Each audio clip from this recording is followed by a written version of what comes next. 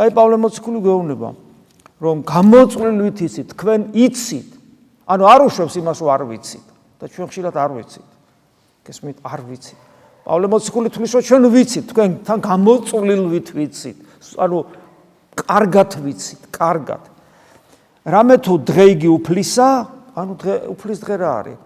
ეს არის უფლის დაბრუნება დიდებით და ჩვენი გარდაცვალებაც შეგვიძლია ჩავთვალოთ ამით, რომელიც ყოველ წამს შეიძლება დადგეს. ერთიც და მეორეც მოულოდნელად შეიძლება მოვიდეს.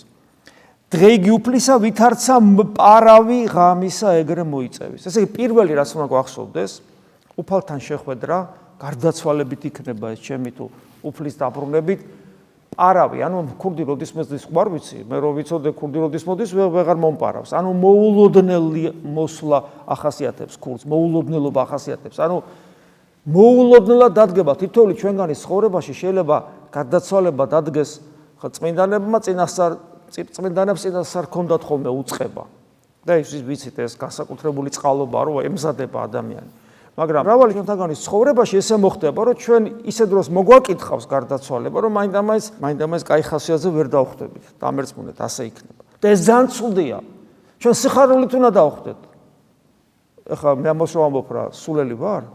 ეს ხო ესია.